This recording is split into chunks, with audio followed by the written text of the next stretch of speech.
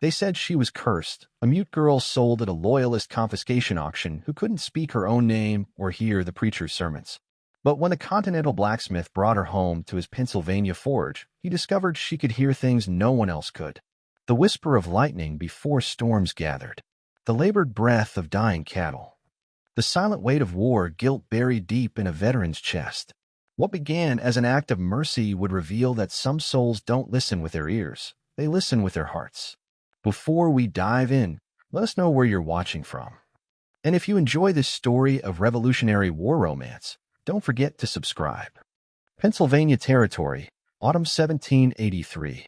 The late autumn sun baked the dust into the wooden bones of the colonial settlement. Horses snorted, oxen lowed, and men barked over prices with rum breath and mud-caked boots. The last Loyalist property auction of the season was winding down, but a crowd still lingered near the courthouse steps, where a chestnut mare stood trembling, ribs sharp under her hide, flanks marked with rope burns from hard travel. Ezra Blackwood adjusted his tricorn hat against the glare, silent as ever. 35. A man shaped by fire and iron. He rarely came to town unless it was for supplies or horseshoes to mend. He had spotted the mare earlier that morning and circled back now as bidding thinned. His boot heels thudded against packed earth as he approached the courthouse square. That was when he noticed her. A girl no more than 19 stood just behind the auction block, hair matted beneath a torn white cap, her homespun dress stained to the hem. Her bare feet were caked with mud. She did not speak, did not cry. Her eyes wandered, unfocused, as if following something no one else could see. Standing beside her was a man with a pewter flask in one hand and a length of rope in the other. The rope tied not to livestock, but to her wrist. Got a dumb one here. The drunk hollered to no one in particular. Came from my first wife, I reckon. She don't talk, don't hear neither. But she cleans, cooks, don't give sass. Cheap labor for any patriot household. A few men chuckled darkly. One spat tobacco juice on the ground. Ezra turned away. He did not want this. He had come for a horse. But then he felt it. Not a voice, not a cry, just a glance. The girl was watching him. No desperation in her face, no pleading in her posture. Just a look, clear and still, fixed on his weathered features. And in that look was something he had not seen in a long time, understanding, or maybe a mirror of his own solitude. The drunk stumbled closer. You got coin, Blacksmith. Want the mare? She comes with a servant girl. I ain't hauling her back to whatever's left of my farm. Crown sympathizer's daughter ain't worth the bread it takes to feed her. Ezra hesitated. The mare pawed at the ground, blowing steam through her nostrils. The girl's gaze did not waver. He turned back, looked the drunk in the eye. I'll take both. The laughter from the nearby men was instant and crude. You buying livestock or collecting strays, Blackwood? One called out. Ezra did not answer. He counted colonial scrip into the man's palm. Enough for a horse, not enough for a soul. The man yanked the rope toward him, but the girl flinched, stepping behind Ezra instinctively. She's yours now, the drunk slurred. Don't say I didn't warn you. Ain't worth the powder to blow her to hell. Ezra untied the rope, tossed it back. He guided the mare away from the auction block. The girl walked behind with soft, deliberate steps. She carried nothing but the thin woolen shawl draped over her shoulders. When they reached his cart, she stopped, waited, still silent. He opened the back and motioned for her to climb in. She did, folding herself into the corner like someone accustomed to being invisible. As he climbed onto the driver's bench, he felt the faintest touch on his coat. He looked down. Her fingers, small and work-worn, had brushed his sleeve just once. She did not look at him now. Her gaze rested on the distant forest. But in that single touch, he felt it. She had not thanked him, had not begged, but she had chosen in that moment to trust him.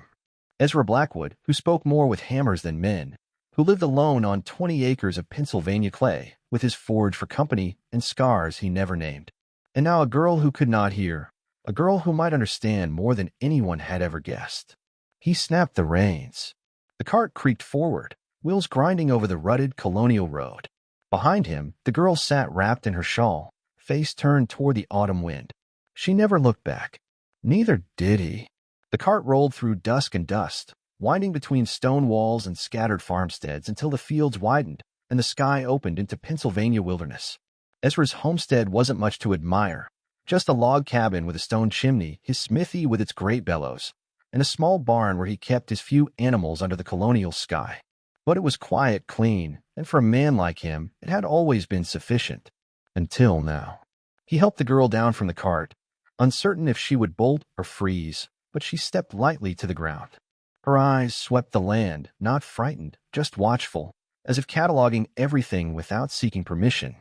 Inside the cabin's main room, Ezra stoked the fire and pointed to the iron kettle. She nodded and moved toward it without hesitation, finding the pewter cups and wooden ladle like someone who had always belonged near hearth and hunger. Still, she made no sound. After supper of cornbread and stew, he handed her a piece of charcoal from his smithy and tapped the wooden door frame beside the table. "Name," he said slowly. She looked at him for a long moment, then crouched beside the frame. With careful fingers, she wrote a single name in soft, slanted letters. Mercy. He read it once, then twice. Mercy, he repeated aloud, like testing how it sounded in the firelit air. She gave no smile, but she turned and walked away into the darkened barn. The next morning, Ezra found her in the stable, crouched beside the same beaten mare. The horse had barely eaten since the auction, her left foreleg swollen from old strain. Mercy ran a damp cloth down the mare's flank, whispering with her hands, not words, not signs, just the careful rhythm of someone who listened with her palms and her breath. Ezra stood at the barn door, arms crossed. He had seen seasoned horsemen get kicked for less, but the mare stayed still, shuddering only slightly, and let the girl wrap her leg with quiet patience. Maybe she couldn't hear, but she sure as hell understood. That day, Ezra gave her chores, simple things. Sweep the cabin floor, draw water from the well, tend the kitchen garden. She did them without complaint, without asking, without one sound. Each evening he left charcoal for her, and she would write notes in the margins of their world, salt low. Hen laying poorly. Wind smells of snow. They never spoke, but the quiet didn't feel empty. Until the storm came. It started like most Pennsylvania storms, slow and deceptive. A cold breeze rose around sunset, brushing against the bare oak trees like warning breath. Ezra glanced at the sky, noticed a line of dark clouds brewing far off, but thought nothing of it. He was in the smithy, banking his forge for the night, when she appeared. Mercy, barefoot, wild-haired, breath quick but soundless. She grabbed his sleeve and tugged hard. "What?" he asked, startled. She pointed upward, her hands trembling, her eyes saying what her mouth could not. "Down. No." He hesitated halfway through securing his tools, but something in her gaze snapped him into motion. She pulled again toward the cabin, away from the smithy. Then it happened. Crack. No, a shatter.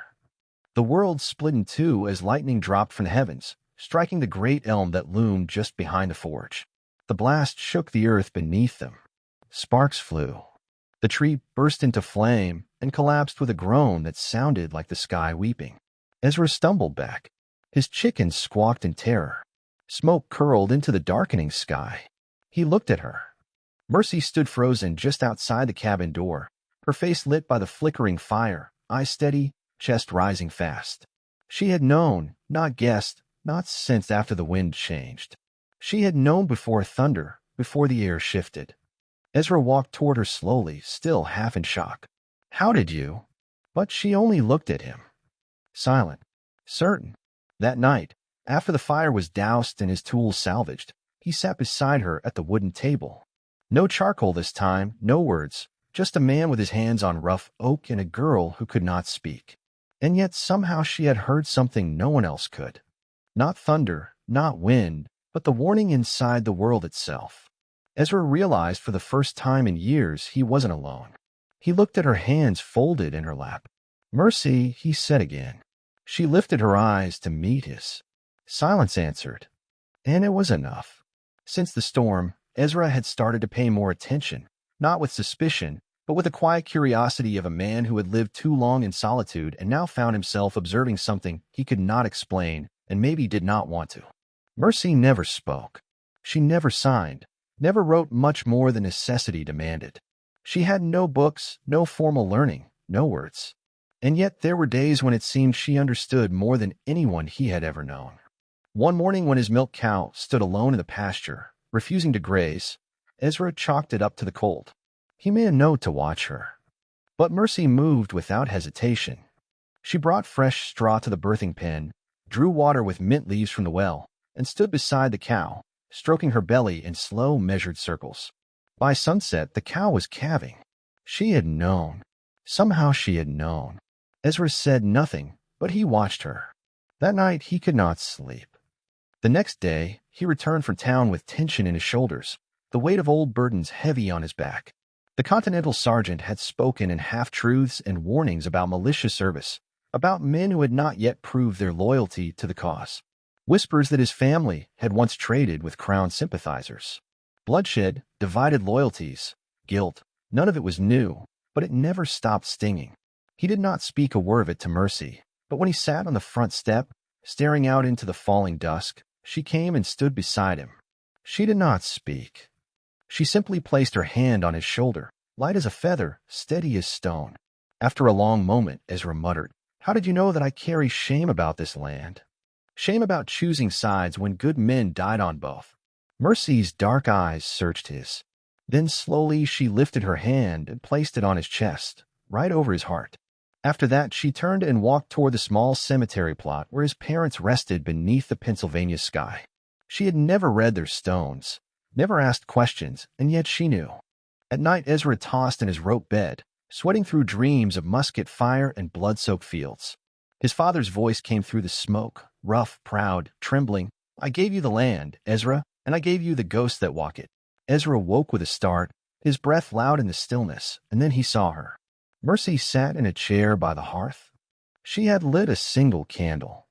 In the flickering light, her profile looked carved from shadow and grace. On the table beside the candle was a faded blue ribbon, embroidered with tiny flowers, his mother's. Ezra had not seen it in 10 years.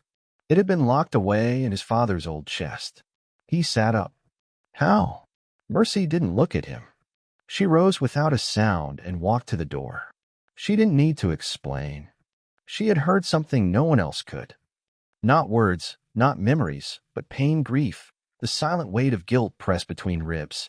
The aching sound of a man's heart breaking when he was too proud to let it be heard. And in her quiet she answered. She heard. And for the first time in Ezra's life, he feared not for his land, nor his legacy, nor even his soul.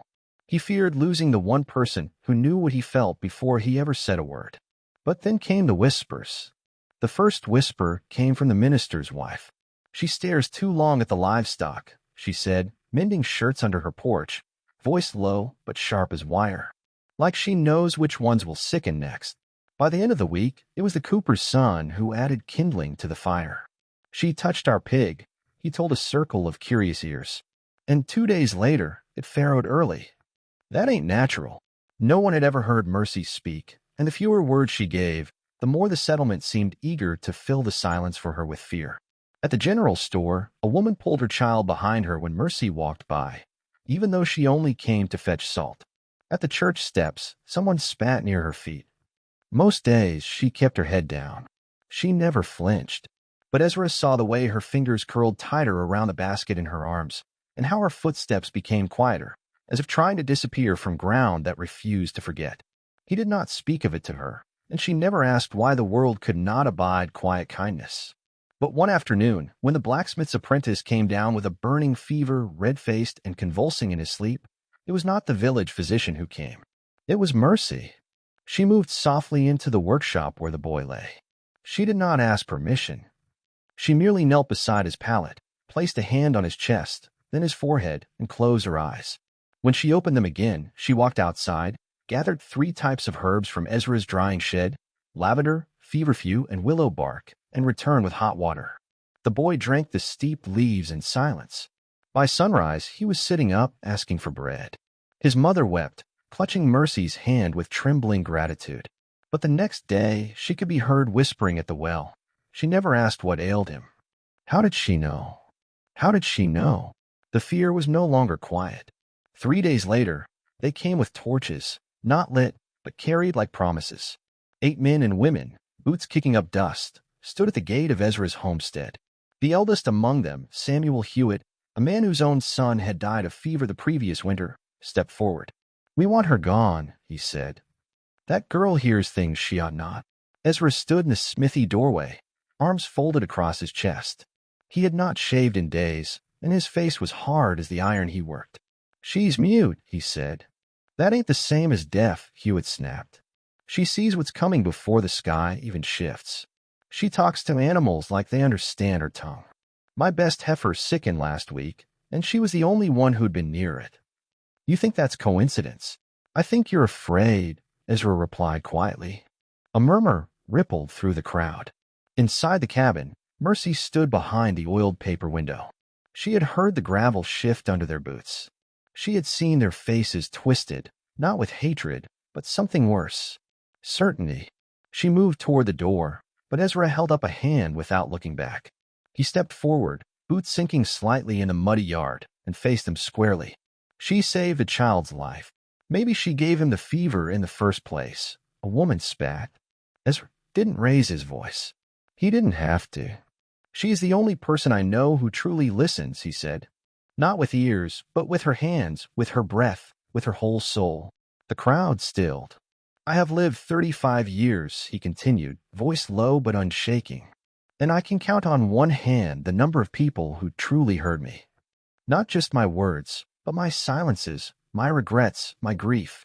And she did it without saying a single thing." He turned slightly, his eyes sweeping over them. "You want to drive someone away for being different, for seeing the world you're too frightened to face? Fine. But you'll have to go through me." Hewitt opened his mouth, then closed it. No one moved. Then slowly the crowd dispersed, torches unlit, boots heavy on the hard ground.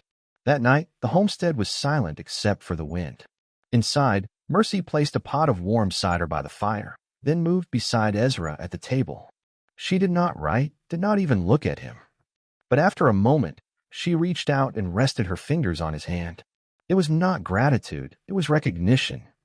He turned his palm upward, curled his fingers gently around hers, and together in the stillness they listened to the crackle of the wood, the whisper of the night, and the bond growing between two souls that never needed words to speak. The first snowfall of December came quiet and slow, like someone laying a blanket over all that had burned or broken. Mercy stood by the cabin window, her fingers threading a needle through scraps of old fabric, wool patches, linen cuffs, pieces from a coat Ezra no longer wore. She was making a cloak, not for herself, but for him. She did not need to hear the wind to know the deep cold was coming. Ezra watched her from the doorway. She moved with purpose, every motion deliberate. She had no words.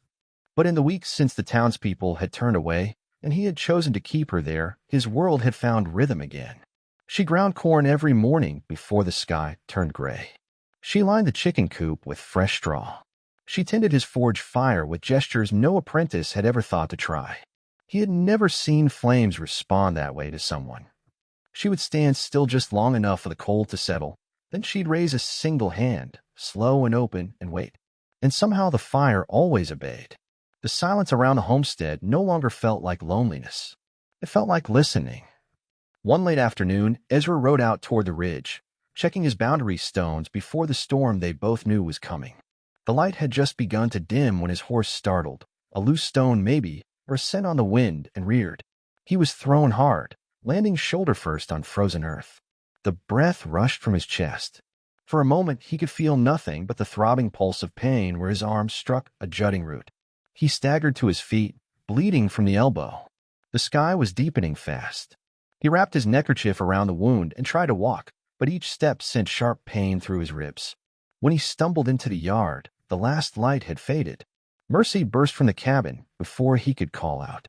She had felt it, or perhaps she had just known, one of those strange, uncanny instincts of hers that no one could explain.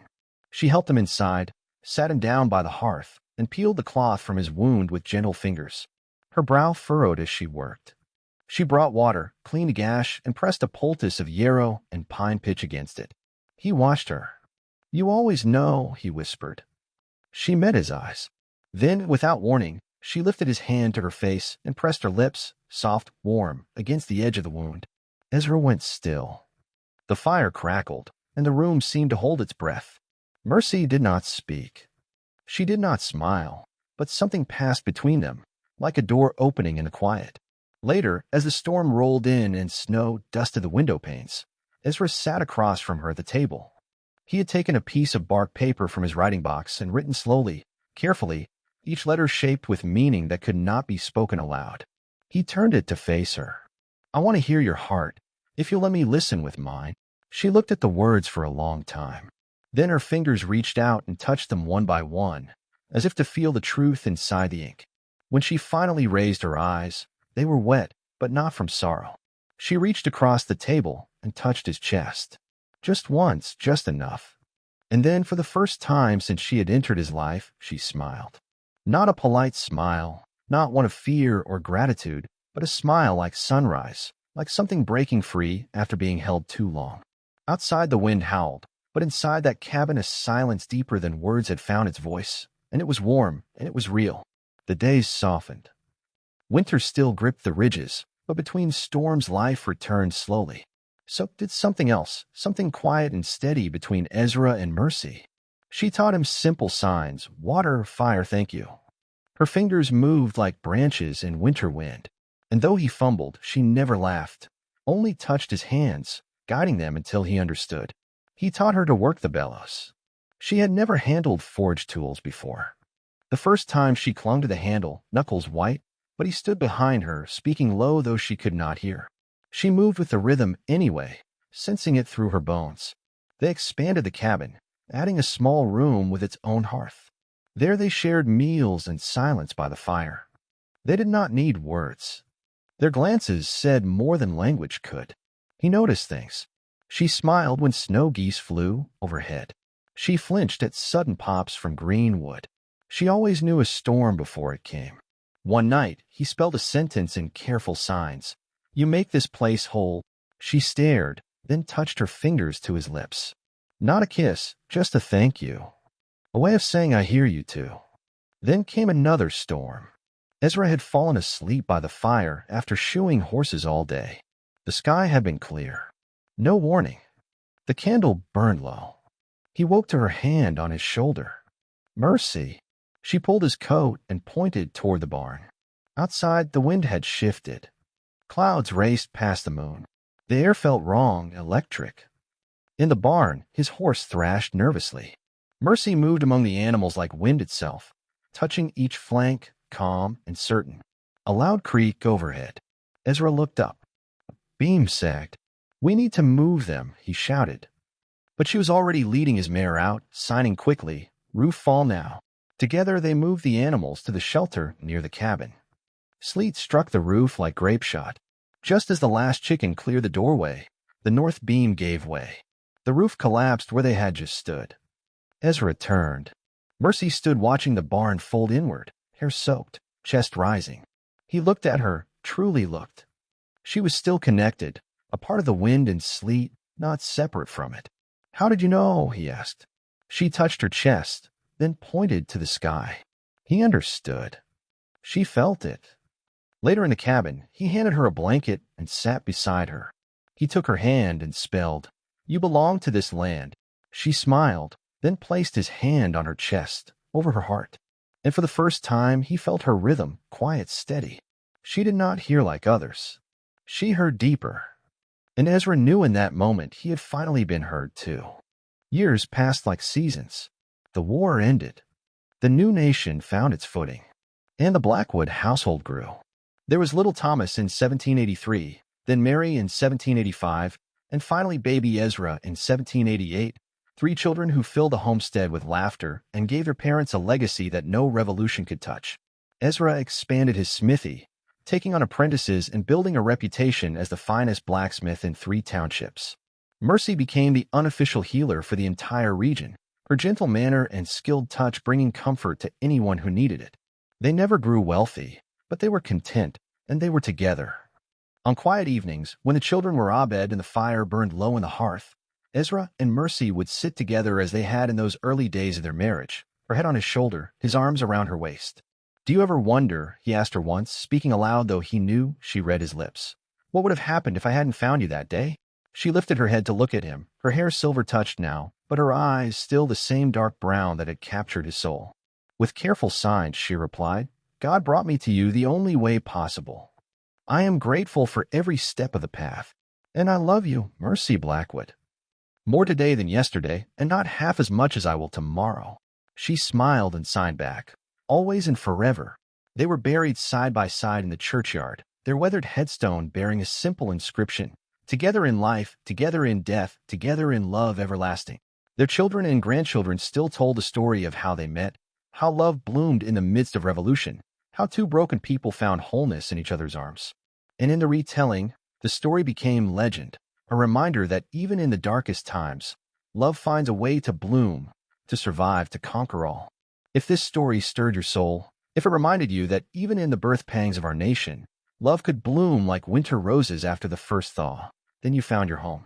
Subscribe to Colonial Hearts for more tales of forbidden romance, quiet courage, and love that defies the chaos of revolution. From the ring of hammer on anvil to the whispered prayers of a mute girl who heard with her heart, every story is crafted to linger in your soul long after the final word. Where revolution rages but hearts find peace. Subscribe now and never miss a heartbeat from America's founding fires.